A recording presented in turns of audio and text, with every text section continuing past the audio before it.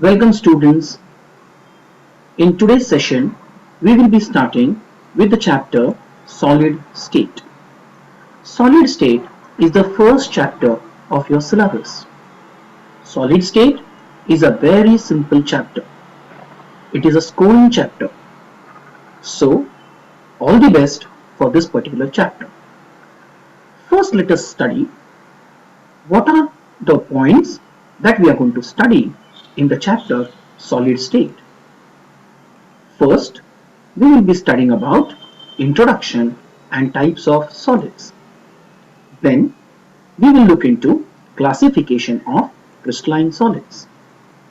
After that, crystal structure. Then, cubic system. Then, packing of particles in crystal lattice. Packing efficiency. And finally, we will be studying about crystal defects in this particular topic.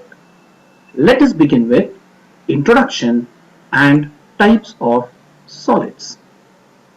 In 11th standard, we have studied what is matter.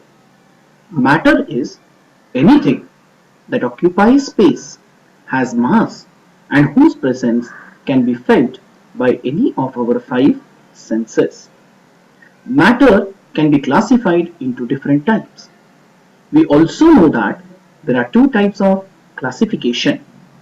One, physical classification, and second, chemical classification. According to physical classification, matter is of 3 types: solids, liquids, and gases.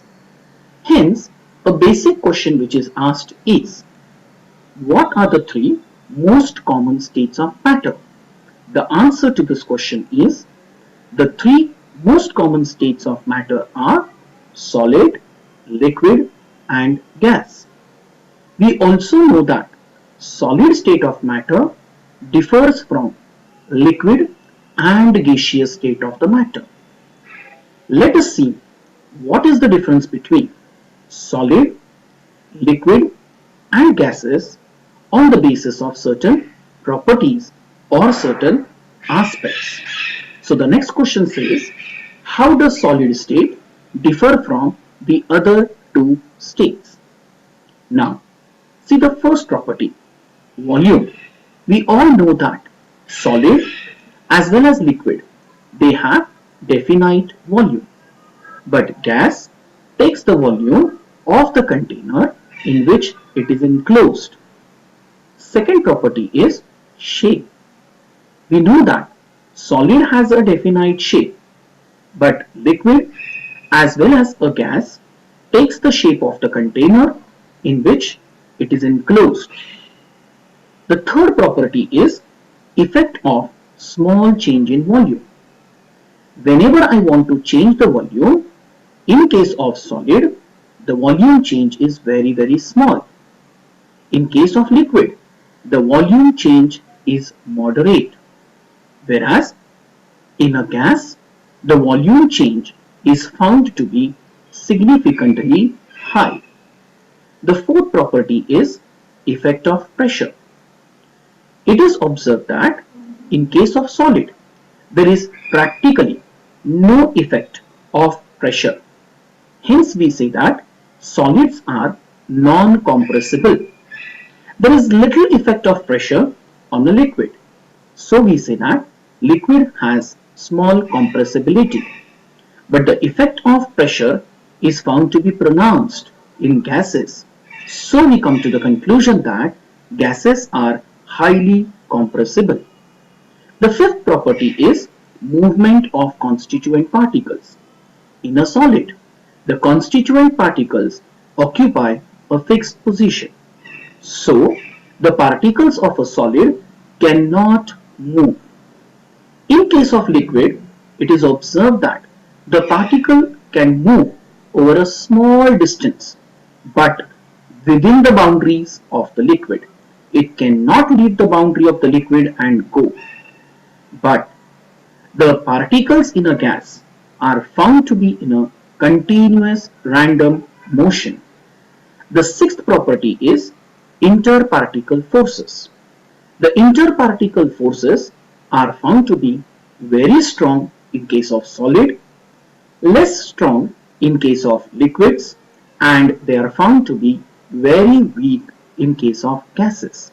So, a solid state can be distinguished from the other states with respect to volume, shape, effect of small change in volume, effect of pressure, movement of constituent particles, and interparticle forces. We know that solids are further classified into two types, namely crystalline solid and amorphous solids. So, the common question asked is, how are solids classified? The answer to this question is, solids are classified into two types, namely crystalline solids and amorphous solids. Now, there are two important terms which are associated with the solids. Number one, isomorphism, and number two, polymorphism. So let us understand, what do you mean by isomorphism and polymorphism? First, let us consider isomorphism.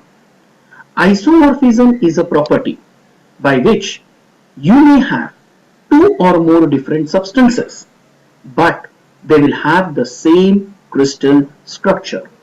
So, two or more substances having the same crystal structures are said to be isomorphous substances. Why? It is observed that in these substances, the chemical composition has the same atomic ratio. What do you mean by this? Let us take some specific example. Let us take an example of sodium fluoride and magnesium oxide. In sodium fluoride, the ratio of number of atoms of sodium and fluorine is 1:1. And in magnesium oxide, the ratio of number of atoms of magnesium and oxygen is also 1:1. Means the chemical composition of NaF and MgO has the same atomic ratio. So, NaF and MgO are said to be isomorphous. Similarly, if you carefully observe NaNO3 and CaCO3, then the ratio of the atoms will be 1:1:3 in both the cases. Since NaNO3 and CaCO3, they have the same atomic ratio in their chemical composition, NaNO3 and CaCO3 are said to be isomorphous. Now let us see, what do you mean by polymorphism? Polymorphism is a phenomenon, or it is a property in which you have the same chemical substance, but it exists in different crystal structures. It exists in different crystalline forms. Such a property is called as polymorphism, and such a substance is said to be polymorphous. So a single substance that exists in two or more forms or crystalline structure are said to be polymorphous. Now the substance is same, but its forms are different. These different forms we get under different conditions. These different forms are known as polymorphs. So polymorphs of a substances are formed under different conditions. If this property polymorphism, you consider it for a substance which is an element, then the property polymorphism is said to be allotropy. So polymorphism occurring in elements is called allotropy. Let us take an example. We will take one example in which the substance is a compound, and second example in which the substance is an element. For example, take a substance calcium carbonate. It exists in two forms, calcite and aragonite. Whereas if you take a substance carbon, then it exists in three forms, diamond, graphite and fullerene. Now calcium carbonate is a compound.